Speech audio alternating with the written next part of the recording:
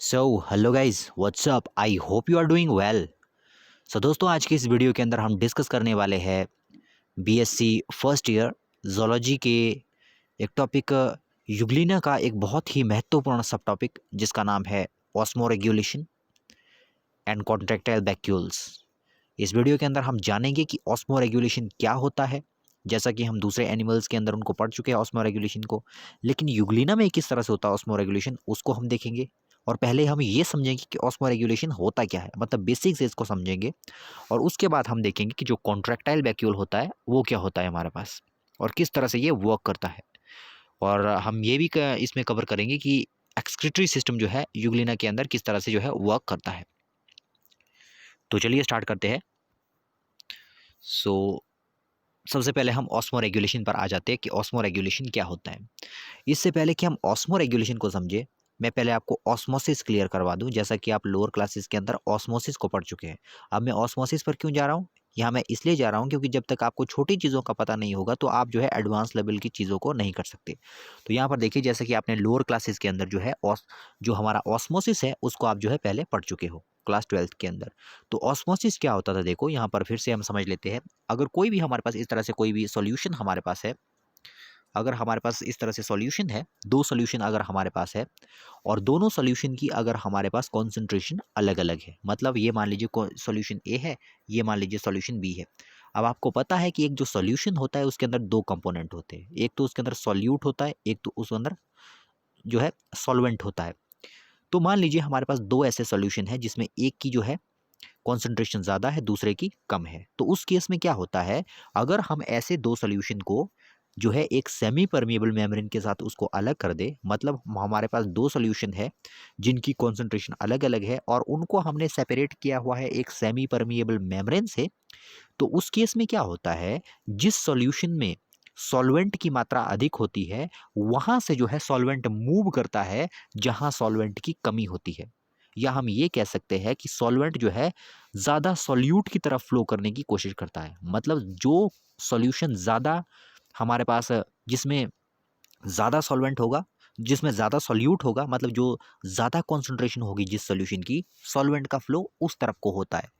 मान लीजिए अगर बी का जो बी है उसकी कॉन्सेंट्रेशन मान लीजिए कम है और ए हमारे पास मान लीजिए इसकी कॉन्सेंट्रेशन ज़्यादा है, तो फ्लो कहाँ होगा वाटर का, जो सॉल्वेंट हमारा है उसका फ्लो कहाँ से होगा, बी से ए की तरफ को। मतलब जहाँ पर कॉन्सेंट्रेशन ज़्यादा होती है उधर को जाता है सॉल्वेंट। इसको हम क्या कहते हैं, इसको हम कहते हैं ऑस्मोसिस। ऑस्मोसिस में क्या मूव करता है, ओनली सॉल्वेंट मूव करता है ना। कहाँ से कहाँ मूव करता है, ये हमारा मूव करता है हायर कॉन्सेंट्रेशन ऑफ सॉल्वेंट से लोअर कॉन्सेंट्रेशन ऑफ सॉल्वेंट की तरफ को। तो यहां तक आपको पता लग गया ऑस्मोसिस। अब हम देखेंगे कि ऑस्मोसिस की ही वजह से जो यहाँ पर है एक प्रॉब्लम क्रिएट हो जाती है यूग्लिना के अंदर, है ना। और उसको जो है बैलेंस करने के लिए फिर ये कॉन्ट्रैक्टाइल वैक्यूल हमारे पास जो है काम करते हैं। अब हम आते हैं अपने मेन टॉपिक ऑस्मो रेगुलेशन के ऊपर। अगर आपने ध्यान से अभी तक सुना तो अब आगे आपको जो है बिल्कुल भी प्रॉब्लम नहीं आने वाली है। तो यहाँ पर देखिए, पहले हम ऑस्मो रेगुलेशन कहते हैं, ऑस्मो रेगुलेशन को देखते हैं। पहले देखिए द प्रोसेस ऑफ, यहाँ पर देखिए मैंने आपको नोट्स की फॉर्म में ये बना के दिए हुए हैं। सो अगर आप चाहते हैं कि इसी तरह से नोट्स आपको आगे भी मिलते रहें तो आप जो है मेरे चैनल को सब्सक्राइब कर सकते हैं और साथ में जो बेल का आइकॉन है इसको भी दबा सकते हो ताकि नोटिफिकेशन आपको जो है आता रहे। तो यहाँ पर देखिए ऑस्मो रेगुलेशन क्या है, the process of keeping the water and ion contents of the body constant is called osmo regulation. अब यहाँ पर देखो मैंने आपको क्या कहा था, ये मान लीजिए यूग्लिना है, ये यूग्लिना है। अब यहाँ पर देखिए क्या होगा, अब यूग्लिना के अंदर, इसके अंदर जो मटेरियल है, इसके अंदर जो यहाँ पर है, जितना भी इसके अंदर का मटेरियल है उसके अंदर क्या है, यहाँ पर इसके अंदर वाटर भी है और दूसरे आयंस भी है इसके अंदर, ठीक है। और जो ये मोस्टली कहाँ मिलता है, हमें वाटर के अंदर मिलता है। तो इसके बाहर का एनवायरनमेंट में क्या है, वाटर है। अब यहाँ पर देखना है आपने, जो मैंने ऑस्मोसिस आपको कहा यहाँ पर वो वर्क करेगा। कैसे वर्क करेगा, यहाँ देखो ये हमारे पास क्या है, यूग्लिना। अब यूग्लिना के अंदर का जो ये सॉल्यूशन है, ठीक है, इसको हम सॉल्यूशन अभी कंसीडर कर लेते हैं।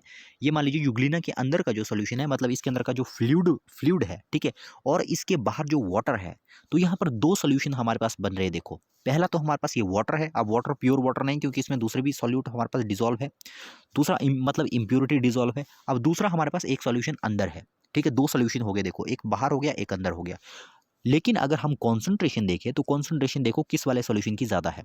तो अगर हम देखें तो आयंस की मात्रा जो है, जो अमीबा के अंदर जो हमारे पास ये यूग्लिना है, इसके अंदर हमारे पास कॉन्सेंट्रेशन ज़्यादा है, क्योंकि इसके अंदर वाटर कम है और बाहर क्या है, वाटर ज़्यादा है।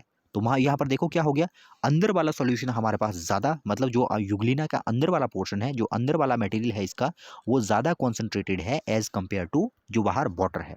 तो अभी मैंने देखो ऑस्मोसिस में आपको क्या कहा, और इसकी जो मेम्ब्रेन होती है, अब जो बाहर इसकी मेम्ब्रेन लगी होगी, ठीक है, जो पेलिकल है इसकी लगी हुई, या तो जो अंदर वाली मेम्ब्रेन्स भी होंगी, तो वो कैसी होगी, वो सेमी परमेबल बिहेवियर की होती है ना।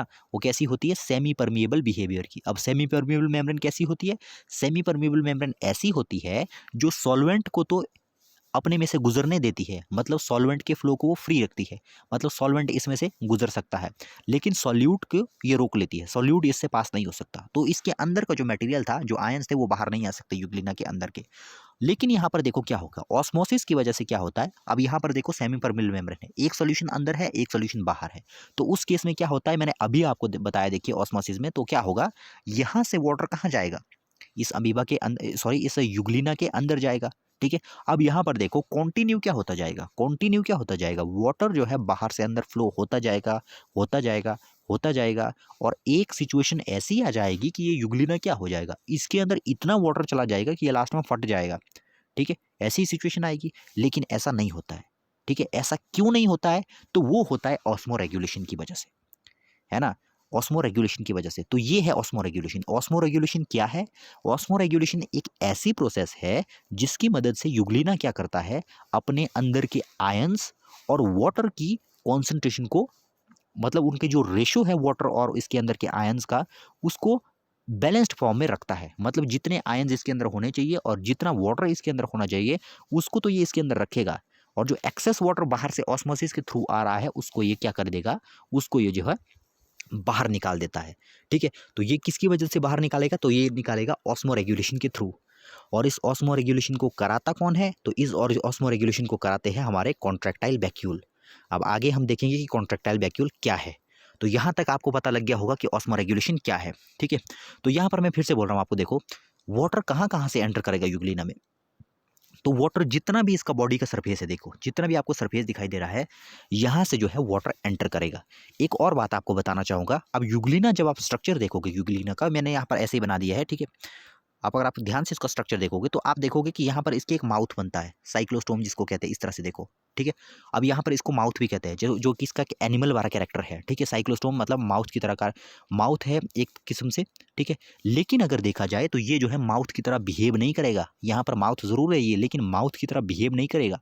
युगलिना कभी भी जो है अपने फूड का इंटेक यहाँ से नहीं करता है, ठीक है। यहाँ से ये जो इसका माउथ है, इसको हम कह सकते हैं कि जो एक्सक्रीटरी वेस्ट इसका निकलता है, या जो एक्सेस वाटर होता है इसके अंदर, जब वो बाहर निकलता है तो वो इसके थ्रू निकलता है ना। मतलब वाटर अंदर तो जाएगा यहाँ से, मतलब वॉल के थ्रू, ठीक है, जो इसकी मेम्ब्रेन है यहाँ से जाएगा, लेकिन बाहर जब निकालना होता है, जो कॉन्ट्रैक्टाइल वैक्यूल इसको बाहर निकालते हैं, तो वो निकालते हैं यहाँ से साइक्लोस्टोम के थ्रू। पहले उसको रिजर्वर में भेजते हैं, रिजर्वर मतलब ये वाली जो थैली है यहाँ पर भेजते हैं, और यहाँ से वो बाहर चला जाता है, ठीक है। तो ये हमने देख लिया ऑस्मो रेगुलेशन। अब इसकी डेफिनेशन देख लेते, देखो आप साथ साथ में इसको नोट भी करते जाइएगा। The process of keeping the water and ion content of the body constant is called osmo regulation. मतलब ऑस्मो रेगुलेशन एक ऐसी प्रोसेस है जिसके थ्रू अमीबा क्या करता है, अपने अंदर के जो इसके अंदर के जो आयन का कंटेंट है एंड जो वाटर का जो कंटेंट है, उसको क्या कर रखता है, ये बैलेंस्ड फॉर्म में रखता है, मतलब उसकी रेशियो को बनाए रखता है, ज़्यादा कम नहीं होने देता, ठीक है। अब ये तो हमने देखा ऑस्मो रेगुलेशन क्या होता है। अब आगे हम देखेंगे कि ऑस्मो रेगुलेशन होता कैसे है और इसको कराता कौन है। कराएगा कौन, इसको कराएगा इसको कॉन्ट्रैक्टाइल वैक्यूल। अब आगे देखेंगे हम कि कॉन्ट्रैक्टाइल वैक्यूल क्या होते हैं, ठीक है। तो यहाँ तक आपको आई होप कि समझ में आ गया होगा। नेक्स्ट हम चलते, देखो तो यहाँ पर जितने भी मैंने आपको बताया, अब यहाँ पर आपको कॉन्ट्रैक्टाइल वैक्यूल के बारे में बताया हुआ है, ठीक है। यहाँ पर आपको कॉन्ट्रैक्टाइल वैक्यूल की बता, पहले तो आप इसका स्क्रीनशॉट ले लो, इसका आप स्क्रीनशॉट ले लो। मैं आपको इसको नहीं पढ़ने बैठूंगा यहाँ पर, इसको आप खुद पढ़ सकते हो, इसको आप नोट कर लो, इसको आप खुद पढ़ सकते हो। मैं इसको समझाऊंगा आपको कि क्या चीज़ है ये, है ना। तो यहाँ पर देख लो इस तरह से। अब यहाँ पर देखते कि क्या क्या होता है। अब ये देखो हमारे पास क्या है, ये हमारे पास इस तरह से हमारे पास है, ये इस तरह से हमारे पास है। अब यहाँ देखिए ये हमारे पास फर्स्ट केस है, ये हमारे पास सेकंड केस है, सॉरी ये हमारे पास थर्ड केस है, ठीक है। ये गलती से बीच में आ गया था, इसको आपने थर्ड पोर्शन देना, पोजीशन देनी है, इसको आपने सेकंड पोजीशन देनी है, ठीक है। मतलब ये हमारा फर्स्ट स्ट्रक्चर है, ये दूसरा है, ये हमारे पास थर्ड स्ट्रक्चर है, ठीक है। तो यहाँ पर अब हम देखेंगे कि कैसे ऑस्मोरेगुलेशन होता है और कॉन्ट्रैक्टाइल वैक्यूल को भी समझेंगे कि कॉन्ट्रैक्टाइल वैक्यूल क्या होते हैं।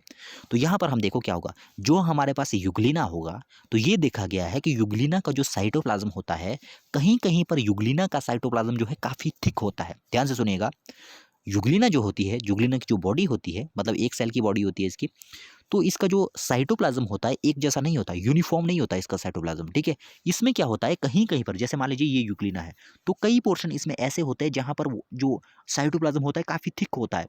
मतलब दूसरी जगह का जो साइटोप्लाज्म है उसकी अपेक्षा जो है यहाँ पर क्या होगा, काफ़ी थिक जो है क्या होगा, साइटोप्लाज्म हमारे पास होगा, है ना, थिक साइटोप्लाज्म होगा। अब ये जो थिक साइटोप्लाज्म है इसके अंदर क्या क्या होगा, इसके अंदर बहुत सारी चीज़ें होती है अब, ठीक है। आप नोट कर सकते हो, जैसे मैंने आपको ऊपर कहा था कि स्क्रीनशॉट ले लेना, ठीक है। तो क्या क्या होगा इसके अंदर होगा, एक तो होगा स्पॉन्जियोम, स्पॉन्जियोम, ठीक है। दूसरा इसके अंदर होता है फूड वैक्यूल्स, फूड वैक्यूल्स। तीसरा इसके अंदर होता है कोलेक्टिंग वैक्यूल्स, ठीक है। तीसरा इसके अंदर क्या होता है, कोलेक्टिंग वैक्यूल। दूसरा फूड वैक्यूल, तीसरा कोलेक्टिंग वैक्यूल्स। मतलब इस तरह से जो है बहुत सारी चीज़ें इसके अंदर होते हैं, इसको मिला के हम जो है जो कॉन्ट्रैक्टाइल कॉम्प्लेक्स भी कहते हैं, ठीक है। तो यहाँ पर देखो क्या क्या होगा। अब सबसे पहले क्या होगा, मैंने आपको कहा यूग्लिना की जो बॉडी है उसका जो साइटोप्लाज्म है, मतलब एक सेल की बॉडी है, उसके अंदर का जो साइटोप्लाज्म है यूनिफॉर्म नहीं है, कहीं कहीं पर वो क्या है, थिक है। जहाँ पर वो साइटोप्लाज्म थिक है वहाँ पर क्या क्या होगा, स्पॉन्जियोम होगा। मतलब छोटे छोटे, ये मतलब बैग की तरह स्ट्रक्चर होंगे, मतलब बैग लाइक स्ट्रक्चर होंगे।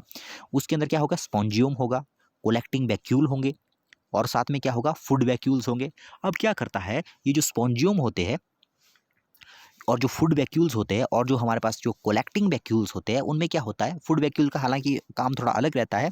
तो यहाँ पर क्या होगा, अब देखिए हम क्या कर रहे थे, हम क्या देख रहे थे, हमने ये देखा था कि जैसे जैसे इसको मैं थोड़ा ऊपर कर दूं, ये हमने देखा था कि ऑस्मोसिस के थ्रू वाटर क्या हो रहा था, वाटर अंदर जा रहा था, अंदर जा रहा था, अंदर जा रहा था, जिससे क्या हो रहा था, इसके अंदर जो है वाटर का अमाउंट काफ़ी ज़्यादा हो गया था, ठीक है। अब काफ़ी ज़्यादा हो गया वाटर का अमाउंट, तो यूग्लिना को इतना सारा वाटर तो चाहिए नहीं, ठीक है। तो क्या होगा, जितने वाटर की यूग्लिना को ज़रूरत होगी वो तो इसके अंदर जो है यूज़ हो जाएगा, लेकिन जिस वाटर की ज़रूरत नहीं होगी तो वो क्या हो जाएगा, यहाँ से चला जाएगा। जो मैंने आपको कहा ना, जो कि थिक साइटोप्लाज्म होगा कहीं कहीं पर, तो उस थिक साइटोप्लाज्म की ओर ये वाटर जाने की कोशिश करता है। और थिक साइटोप्लाज्म में देखो क्या क्या है, थिक साइटोप्लाज्म में स्पॉन्जियोम है, और क्या है उसमें, कोलेक्टिंग वैक्यूल्स है, और क्या है उसमें, फूड वैक्यूल्स है, ठीक है।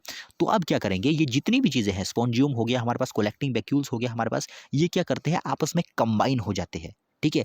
क्या हो जाएंगे, आपस में ये कंबाइन हो जाएगा, इनके अंदर वाटर भर जाएगा। अब वाटर देखो कहाँ से आ रहा है, हर जगह से जो है हर जगह से वाटर कहाँ जा रहा है, जहाँ पर साइटोप्लाज्म थिक था, और जहाँ साइटोप्लाज्म थिक था वहाँ पर क्या था, कोलेक्टिंग वैक्यूल्स थे, वहाँ पर स्पॉन्जियोम था, ठीक है। तो क्या हो गया, ये सारे के सारे क्या हो जाएंगे, कंबाइन हो जाएंगे। अब क्या हो जाएंगे, आपस में ये मिल जाएंगे, ठीक है। मिलने से क्या हो जाएगा, यहाँ पर देख लो हमारे पास, मिलने से क्या हो जाएगा, इस तरह से ये छोटे छोटे छोटे छोटे छोटे छोटे छोटे छोटे कलेक्टिंग वैक्यूल आपस में मिल जाएंगे, और मिलने से क्या बनाएंगे, एक बड़ा कॉन्ट्रैक्टाइल वैक्यूल बनाएंगे, ठीक है। तो इस तरह से देखो, जब स्पॉन्जियोम और बहुत सारे छोटे छोटे कलेक्टिंग वैक्यूल आपस में मिल जाते हैं तो क्या बनता है हमारे पास, कॉन्ट्रैक्टाइल वैक्यूल। और इस कॉन्ट्रैक्टाइल वैक्यूल के अंदर क्या क्या होता है, अब यहाँ देखिए इस कॉन्ट्रैक्टाइल वैक्यूल के अंदर क्या क्या है। तो इस कॉन्ट्रैक्टाइल वैक्यूल के अंदर दो चीज़ें हैं। पहला, जो एक्सेस ऑफ वाटर था वो पूरी बॉडी से जो है यहाँ पर कलेक्ट हुआ था, जो कि कहाँ पहले गया था, पहले स्पॉन्जियम में गया, स्पॉन्जियम और कलेक्टिंग वैक्यूल में। फिर जो बहुत सारे स्पॉन्जियम और कलेक्टिंग वैक्यूल थे, जब वो आपस में कंबाइन हो गए तो बहुत बड़ी एक वैक्यूल बनाएंगे, जिसको हम कहते हैं कॉन्ट्रैक्टाइल वैक्यूल, है ना। इसको क्या कहेंगे, कॉन्ट्रैक्टाइल वैक्यूल। इसके अंदर दो चीज़ें हैं। कौन कौन सी चीज़ें इसके अंदर, एक तो एक्सेस ऑफ वाटर है, मतलब जितना भी इसकी बॉडी के अंदर एक्सेस में वाटर गया था जिसकी ज़रूरत नहीं है, एक तो वो होगा इसके अंदर जिसको बाहर निकालना है। और दूसरी चीज़ इसके अंदर होगी जो नाइट्रोजिनस वेस्ट होते हैं, मतलब जो वेस्ट मटेरियल होगा यूग्लिना के अंदर, ठीक है। तो उसको भी तो एक्सक्रीट करना पड़ेगा, तो वो भी जो है यहाँ से आ जाता है। जो हमारे पास बहुत सारे फूड वैक्यूल होते हैं, बहुत सारे टाइप के, तो उसमें जो छोटे फूड वैक्यूल होते हैं उनके अंदर जो है ये वेस्ट मटेरियल रहता है, ठीक है। तो वेस्ट मटेरियल और वाटर है इसके अंदर, ठीक है। अब क्या होगा, अब जितना भी है, अब देखो मैंने यह काफ़ी नज़दीक बनाया हुआ है इसको।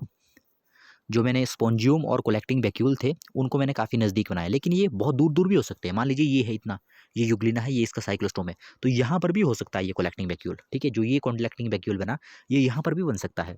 लेकिन जब कॉन्ट्रैक्टाइल वैक्यूल बन जाता है तो उसके बाद वो मूव करता है। कहाँ मूव करेगा, मैंने आपको पहले ही कहा था, जब ये वाटर लेता है तो अपनी सरफेस से लेगा, लेकिन जब वाटर को एक्सपेल ये करेगा तो उसको जो है साइक्लोस्टोम तक जाना पड़ेगा, क्योंकि ये साइक्लोस्टोम के थ्रू ही इसको बाहर भेज सकता है। ठीक है, उसके बाद क्या करेगा, उसके बाद जब ये कॉन्ट्रैक्टाइल वैक्यूल बन जाता है तो ये मूव करता है। मूव करता है कहाँ, ये मूव करता है साइक्लोस्टोम के पास मूव करता है। अब जैसे ही ये साइक्लोस्टोम के पास पहुंच जाता है, ये देखिए यहाँ पर देखिए साइक्लोस्टोम के पास पहुंच गया। ये पहली कंडीशन थी जब ये कलेक्ट हो रहे थे। देखो जब ये आपस में मिल गए तो ये बन गया था, ये सेकंड पोजीशन थी हमारे पास। अब इसमें देखो क्या हो गया, अब ये साइक्लोस्टोम के पास पहुंच गया है, बिल्कुल साइक्लोस्टोम के पास पहुंच गया है और ये रेडी है अब अपने जो मटेरियल है इसके अंदर का उसको बाहर डिस्चार्ज करने के लिए। ठीक है, अब क्या करेगा, ये यहाँ पर चले इसके साथ चिपक जाएगा। जैसे ही चिपक गया तो क्या करेगा, इस वॉल को तोड़ देगा और इस कंटेंट को बाहर एक्सपेल कर देगा इस तरह से। ठीक है, यहाँ पर जैसे देखो ये थर्ड हो गया, यहाँ को एक्सपेल कर देगा। अब यहाँ पर आपने देखना है, जैसे ही एक कॉन्ट्रैक्टाइल वैक्यूल हमारे पास यहाँ पर खत्म हो जाता है, यहाँ पर देखो ये खाली हो गया, ये खत्म हो गया ये कॉन्ट्रैक्टाइल वैक्यूल हमारे पास। जैसे ही हमारे पास एक कॉन्ट्रैक्टाइल वैक्यूल खत्म हो जाता है, वैसे ही हमारे पास जो छोटे छोटे स्पॉन्जियम है, फीडिंग वैक्यूल है और जो हमारे पास जो कलेक्टिंग वैक्यूल है वो जो है नए नए बनना स्टार्ट हो जाता है। मतलब नए कलेक्टिंग वैक्यूल, फीडिंग वैक्यूल और स्पॉन्जियम हमारे पास यहाँ पर बनने लगते हैं। यहाँ पर देखो जैसे ये फट गया तो इसके बाहर जो है हमारे पास फिर से जो है ये स्पॉन्जियम और जो कॉम्प्लेक्स था ये जो है फिर से बनना स्टार्ट हो गया। तो इस तरह से क्या होता जाता है, जितना भी अब देखो यहाँ पर जो यूग्लिना की बॉडी है वहाँ से ऑस्मोसिस तो कंटिन्यूस हो रहा है।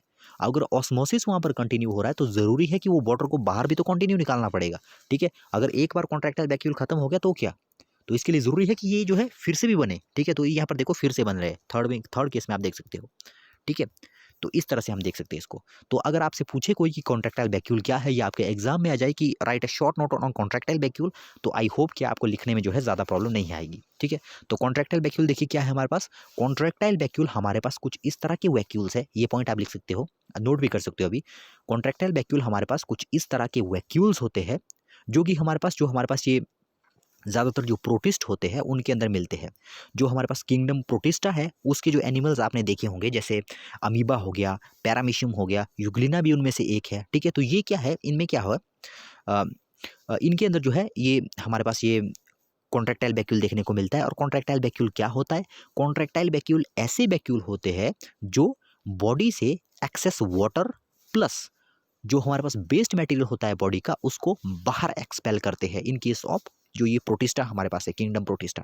ठीक है, दूसरा हम इसमें क्या लिख सकते हैं, दूसरा हम इसमें ये लिख सकते हैं जो कलेक्टिंग वैक्यूल होता है वो बहुत छोटे छोटे जो हमारे पास कलेक्टिंग वैक्यूल्स और जो स्पॉन्जियम होता है उनके मिलने से बनता है। ठीक है, तो और साथ आप इसकी वर्किंग भी इस तरह से लिख सकते हो कि किस तरह से ये काम करता है। तो ये था पूरा का पूरा लेक्चर ऑस्मो रेगुलेशन के ऊपर। आई होप कि आपको जो है ऑस्मो रेगुलेशन और कॉन्ट्रैक्टाइल वैक्यूल के बारे में इस वीडियो के अंदर पूरी जानकारी मिली होगी। अगर आपको वीडियो पसंद आया तो आप चैनल को सब्सक्राइब कर सकते हो और आगे आपको नोटिफिकेशन मिलती रहे उसके लिए आप बेल आइकन को भी प्रेस कर सकते हो। आई होप कि ये वीडियो आपके लिए इंजॉयबल रही होगी। मिलते हैं नेक्स्ट वीडियो में, तब तक के लिए गुड बाय।